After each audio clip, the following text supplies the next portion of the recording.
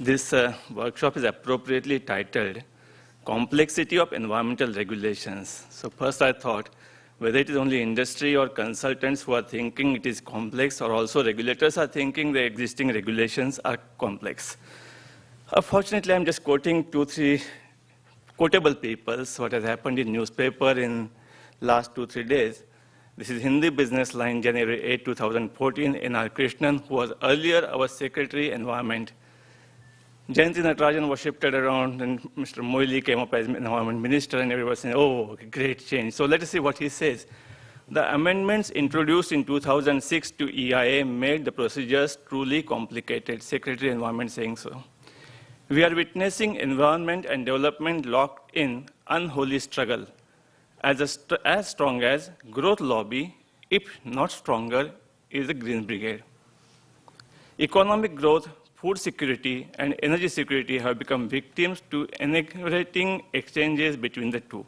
All the problems which we are mentioning, that Green Brigade wants to fight for environment, and corporations like mine want to work for development. Environmental policy is framed by cabinet. Whenever we blame environmental regulations, please keep it in mind, it is not by anybody, a single person's brainchild, it is framed by cabinet. Legislation to implement is enacted by Parliament, and Parliament is supposed to debate on whatever legislations are passed. We are fortunate in recent time, we are able to witness what happens on the discussions on various legislations, especially land bill, long debate was there. And implementation of legislation is overseen keenly by NGOs and often by courts. This is especially true for Environmental Ministry. Highlighting her dilemma, Natarajan asked helplessly as to who else would justify clearances given to projects before Parliament, courts, and militant Greens, but the ministry itself. When we blame Ministry of Environment and Minister for delaying it, please keep it in mind that minister is subsequently answerable as final authority on number of forums. Well, I knew it, but then it is from Krishnan's mouth. So blaming an individual or ministry for delays ducks the larger need to appraise our environmental policy and legislations in the light of our economic imperatives. What our present honorable minister is saying. We are loaded with more rules and laws than is necessary. Let us try to simplify things and deal with it. If life is simple, then why should rules and regulations be difficult? You should not create barriers. Ultimately, duty of government is least governance, is the best governance. Don't make life difficult, and if necessary, we will amend this. Two extreme views. And this was a very interesting lecture, which is available on net, given by Jairam Ramesh in Satish Dhawan Memorial Lecture in Bangalore in 2010. Let us read it carefully and understand it, then we'll be convinced. I have to say that far too long a time, we have taken these laws and discipline they enforce for granted. Industry has assumed that somehow these laws can be managed, and governments too have not insisted that the laws be implemented both in letter and spirit. Well, he was saying simple thing, either we should have rules and follow them, or we should repeal the rule. As a society, let us decide what do we want. We have now reached a crucial juncture where fait accompli will not do any longer. I'm just quoting from his words only. So Gopal Gandhi put it to me recently in his own immutable way. The thrill of circumvention must be replaced by joy of compliance. If these things are followed in literally true spirit, many problems will be solved. And we can ask ourselves, are we going by thrill of circumvention must be replaced by joy of compliance? As an industry, as a consultant, as a appraisal committee member, everywhere you think of it, answers will come.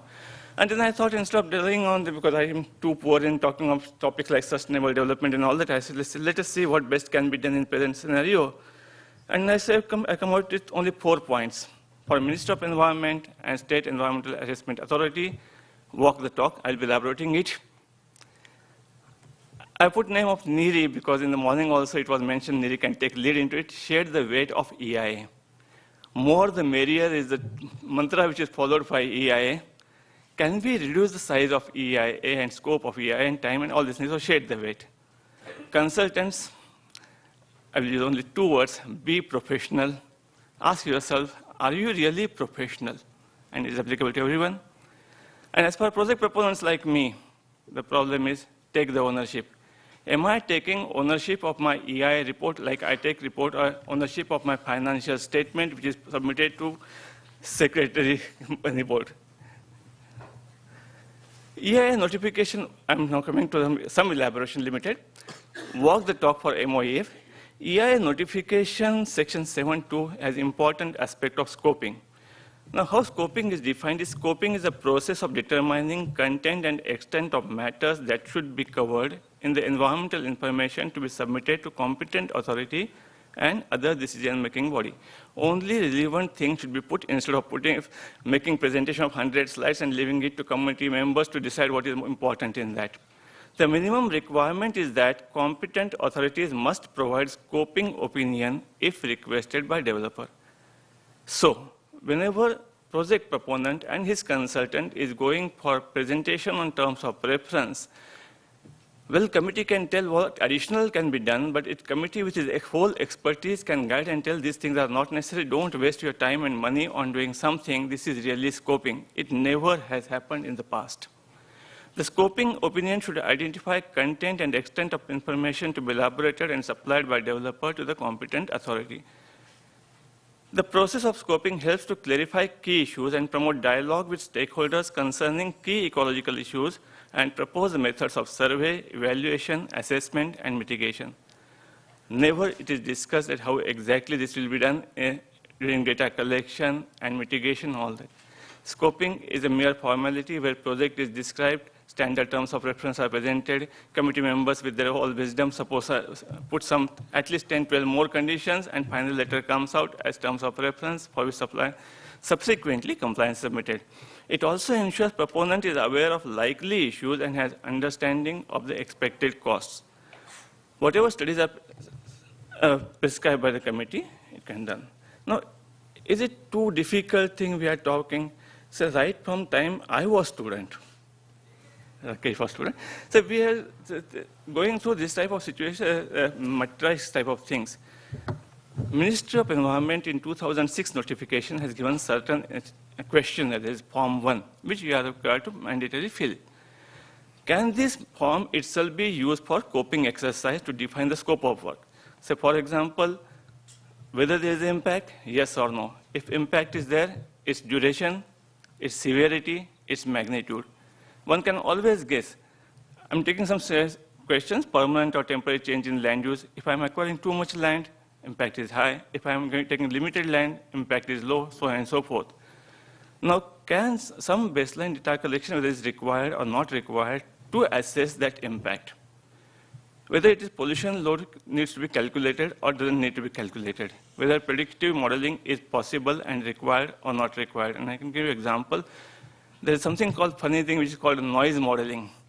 Noise normally doesn't travel beyond 50 meters, but then committee members insist that XYZ has done noise modeling, you have not done noise modeling, so please do noise modeling and come back. Similarly, air quality modeling, the question is, oh, you use ISCST, now you know there is an air mode which has come up, why don't you use air mode? And for what? DG set which are putting you for a construction project which will be operating occasionally. Now, does it really lead anywhere? Because members who are sitting as experts, if they can tell, oh, in this particular case, modeling is required, ask the consultant which model you are going to use, then advise him in that modeling what should be done, it becomes meaningful. Otherwise, these themes are getting coined and they remain there.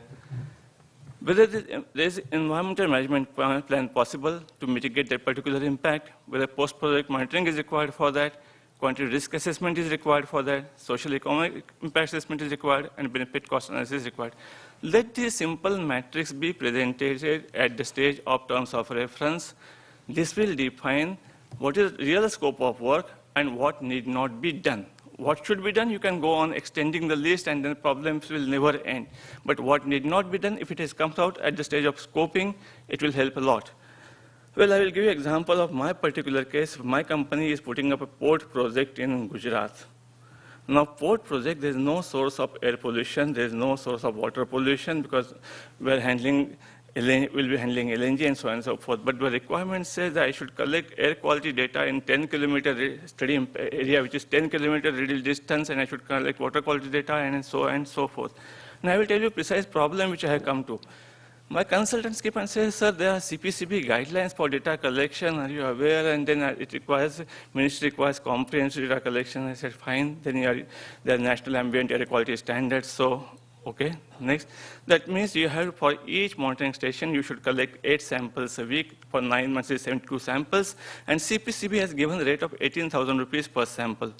That means something like 60 lakh rupees will be required for collecting data on air quality if it is done as per whatever your regulations are saying. I'm not going into whether the 18,000 is correct figure or not correct figure, but this is what is required. Then say water quality you should do for this IS 10500, 2006 and so forth, and all parameters are required, otherwise tomorrow somebody will go to NGT and say why such parameters were not done. So what is the cost? 36,000 per sample. Fine. So the total baseline data quality collection cost goes to something like, say, 1 crore rupees. I said, okay, what do I gain out of it? Because I'm not releasing any air pollution, I'm not releasing any water pollution. So why should I do it? So this is comprehensive AI, and NIRI has said that you should collect data for 10-kilometer radial distance. Unfortunately, I was part of NIRI for 14 years, so the blame is on NIRI, and I accept it. But then NIRI said it in particular situation, and my expert friends were sitting on appraisal committee. They should say, why are you wasting clients' money and your own time and all these things? Don't collect air quality data because you are not emitting anything. There's no activity on land side. That never happens. No scope of terms of reference specify how many stations and at what frequency and for what parameters data is to be collected. It is always said it is as per CPCB guidelines, everybody is happy, and then what Santosh mentioned that somebody quotes 3 lakh rupees, somebody quotes same job 50 lakh rupees. Results come and then say, oh, what should we do? He's accredited consultant and he has given result, what can we do with that? And he said, why are you bothered? Your objective is getting environmental clearance. So I'm saying this is the area of improvement. If all of us work together, when you're talking of consultants, consortium and all that, we tell ministry and tell appraisal committees, Baba, this scoping is possible. We will do what is required. We will tell you clearly what is not required to be done. And then we have mandate rate, we have sampling rate, and we can give you honest budget. So there will not be variation of 200 or 300% in cost of consultancy. It will be just 10%, 20% here and there. And what happens in my construction contracts, L1, L2 difference is hardly 5% or so. That is the ideal thing where we should go. It is not going because we believe in managing what Jairam Ramesh has said earlier. Next thing is EI notification, public consultation. Very dear to my NGO friends and bone of, what is this? Thrown in money for corporation friends.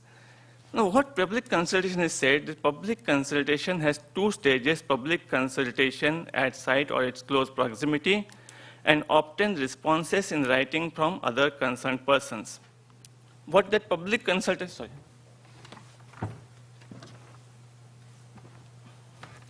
Dr. Gupta, will be taking some time because these are burning issues.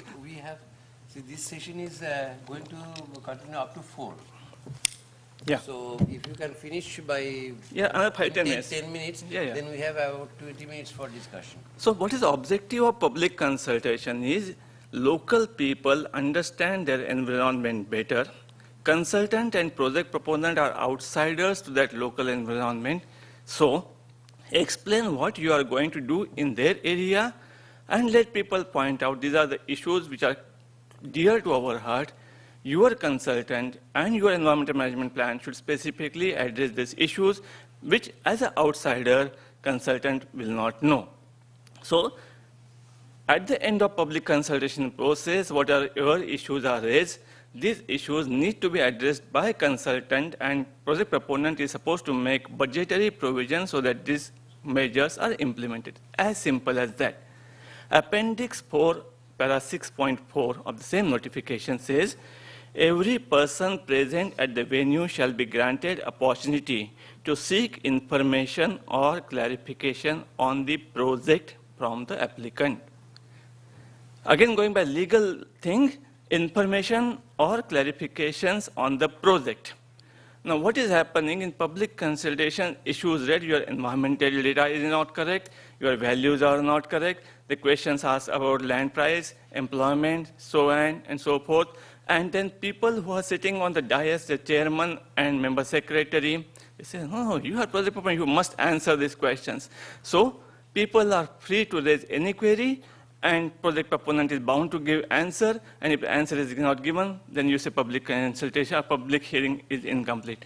Whereas law itself is clear, it is a public hearing.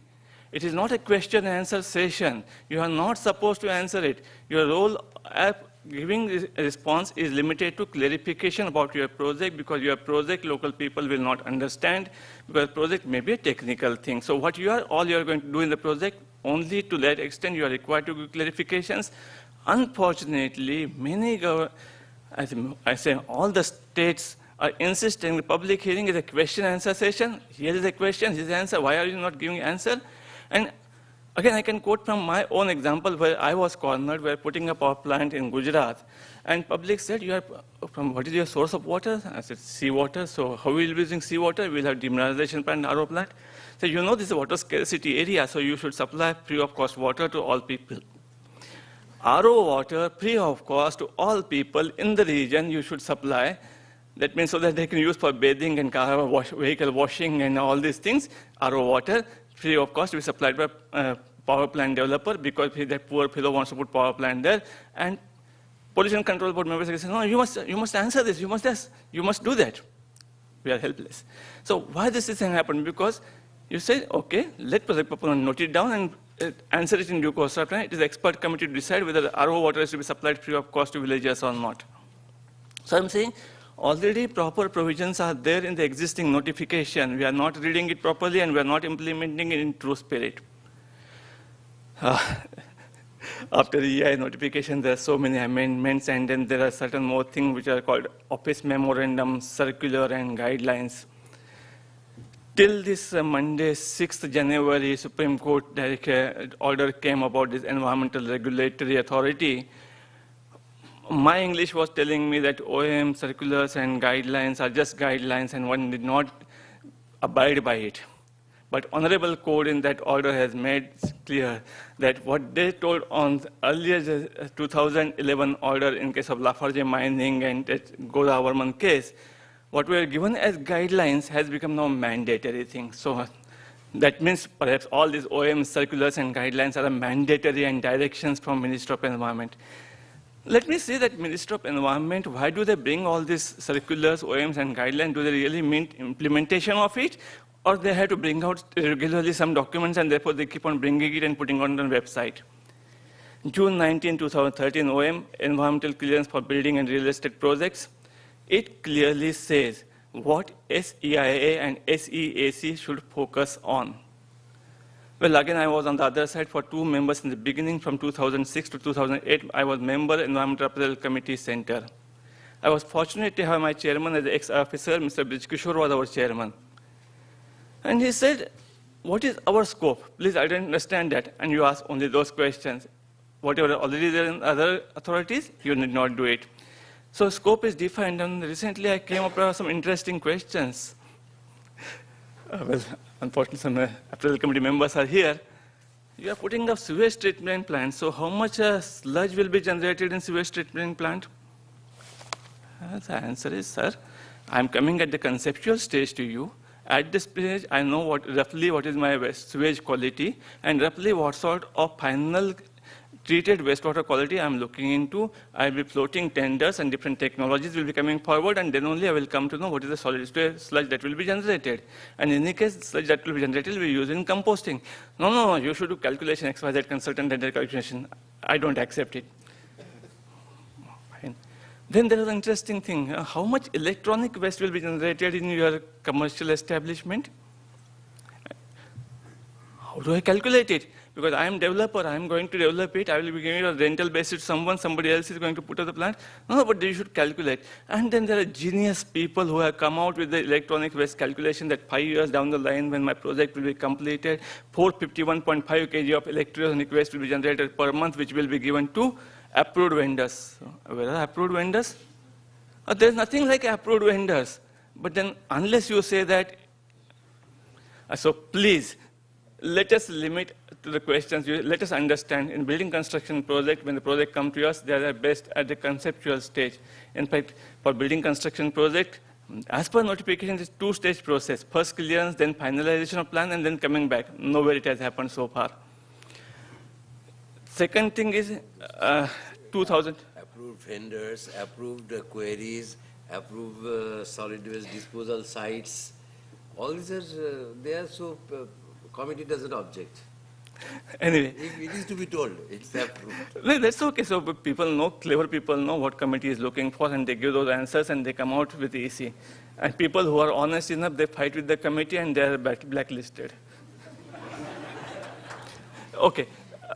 No, please don't laugh. These are serious issues, and all of us have to do something for improving. If we just take it lightly, things are not going to improve.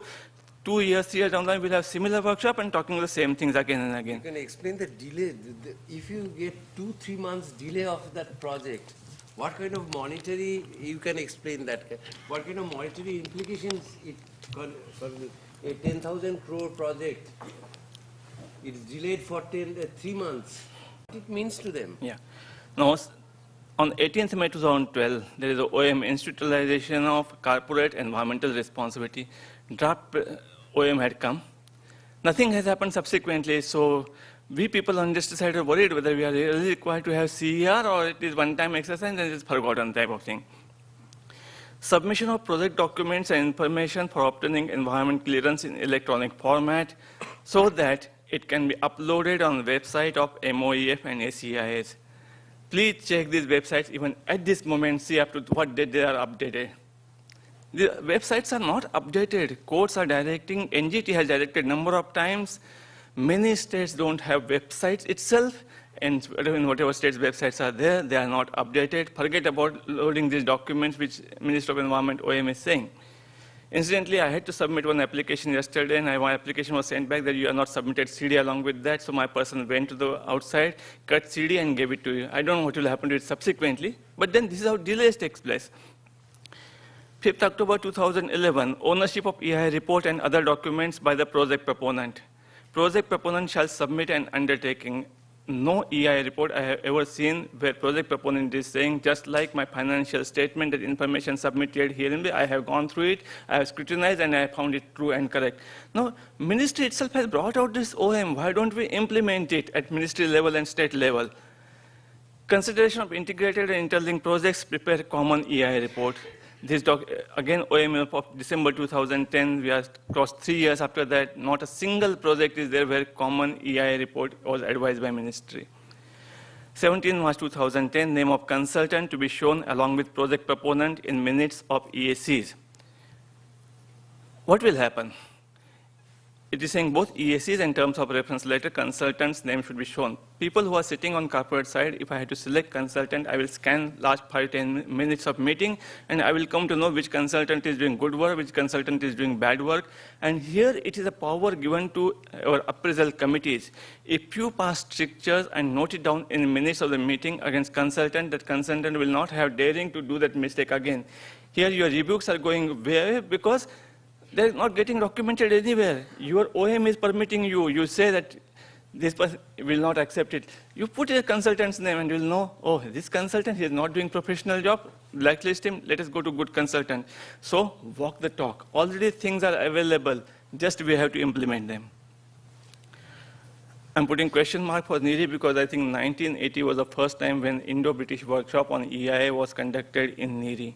Way before, in 1994, EIA notification came, but 1980 was the first Indo-British workshop. NEERI is pioneer. NEERI has done a lot of work in EIA, and this is the only credible organization in the country who can advise ministry, and perhaps ministry may listen to them, perhaps. I'm again quoting from this interesting case for which the 6th January Supreme Court order came for Environmental Regulatory Authority. This was what they said is we passed, and the 6th July 2011 notice order should be implemented. Now Shyam Diwan, who is again learned advocate, what he argued in the court has come out in this order, and let us again go through it. The scope of environmental clearance is wider than pollution control clearance. The authority granting environmental clearance will look at broader impacts beyond pollution and will examine the effect of the project on community, forest, wildlife, groundwater, etc., which are beyond scope of pollution control board examination. So if your STP, if your DG set height, DG emissions, and all these things, there is hazardous waste, municipal solid waste, construction waste, if these things are taken care by Pollution Control Board, my consultant friends in their EIA report and appraisal committees in their question and answers need not waste time on it. What is clear to advocate is unfortunately not clear to people who are working as environmental professionals. Impact assessment and EIA clearances are processes based on self-declaration by project proponents, ownership by the project proponent. The decision-making by MOEF depends upon honest and cogent material supplied by the project proponent. When we talk of delay in EIA process, please go through it. Is project proponent serious about EIA report, or they say, here is the consultant, here is my licensed liaison person, please go and get my environmental clearance. This is the attitude most of the industries are having. So it all depends on how serious we are about our work. Why cases go to NGT? Why cases go to High Court? Because we are not serious about work. And what is clear to a person advocate is not clear to environmental professionals. Well, how to share the weight? This is again interesting paper which has come in 1992. What we can say Rishi of environmental engineering, Dr. G.D. Agarwal's paper. Now, what he said, if you take industrial project, can we decide what is the impact zone in terms of host? That means 1 kilometer close to industry, 2 to 3 kilometers, 3 to 5 kilometers. What is going to happen in that area? And then which aspects should be concentrated in terms of impact identification, prediction, assessment, mitigation, in terms of host, proximity, significantly affected, moderately affected, and slightly affected areas. If that sort of clarity is there, my baseline data collection, concentration, my mitigation measures effect will be only for that areas. Now this again is not happening. I'm saying this paper is 1992 based. Now what is the objective of EIA? This environmental status report where a lot of baseline data collection is compiled, put in graphs, tables, and presented, and then committee members take experts, show their expertise in finding out where decimal point is correct, or if your technique is correct and not correct, or it is mitigation of environmental impacts and preparing best possible EMP, environmental management plan. Well, all our EIA reports have EMP, environmental management plan, but they simply don't ask questions that what needs to be done, who will do it, when it will be done, where it will be done, and to what standards this will be made. And I will give you an example. Recently, I came across an EIA report from Tanzania for export promotion zone. Tanzania, African countries will look down, underdeveloped countries, or we are superior to them, see my EIA manpower strength and all that. And this is a table I'm just literally reproducing from them. What they're saying, site selection phase, potential direct impacts, management mitigation measures, target level standard, if there are there, who will be responsible for it, and what is the estimated cost. Where it is part of the project, no, it need not be mentioned separately, but if it is not part of the project, it should be maintained separately. None of our EIA reports have that sort of simple table. If this type of table is there, it becomes monitorable table. Our EC letters and conditions which we are putting in EC letter, they are not monitorable at all. And consultants and industry people know how to answer this, submit this EC compliance report because they're not monitorable. Make it monitorable. So I'm coming to my conclusion, last thing. What is wish list? My EIA coordinator, if he gets respect like senior advocate or amicus curiae type of thing in front of appraisal committee, that means what they say, my committee members will believe that there's a truth in it and they're not telling false stories. This is the day I'm waiting for. EIA costing, realistic EIA costing based on mandates, visits, and so on and so forth. Methodology which is followed for your baseline data collection and all of these things at par with auditing and accounting standards. Final EIA report, instead of just restricting 10-page summary which tells 8-page story and 2 pages some material, just say qualifiers. What are the impacts and what is done about it, and what are the balance impact for which nothing can be done by project proponent, and this will be residual impact on the receiving community. And let project proponent also sign to it. Yes, if my project comes, this is unavoidable thing. For development, this much environmental impact will have to accept. Well, EAC members, honorable EAC members, please understand limits of EIA and what is scope under EPA 1986. Request to government, EAC members, please give them respect what you give to judiciary and judges. There was, I cannot say in this public forum, but my people who are opting to become appraisal committee members, they are providing service to this country. Please respect it. EC letters, monitorable conditions, and EC compliance. Again, let that report be by accredited consultant. So if EC compliance, if there is some problem, at least that accreditation can be challenged. And this is that I'm closing with the Economic Times recent corporate dossier dated 3rd January, what it says, don't accept average as excellence. There are crimes being committed every day in our personal and professional life. It is our excellence being kidnapped and being replaced by average. And average, who is makeup artist, spreads mediocrity, and ordinary without anyone noticing their excellence is being replaced by the average. And unfortunately, in my AI process, this is what is happening. We are saying that we are doing AI in this country for over how many? Almost 30 years. But average is replacing excellence. Let us see how excellence can replace average. Thank you.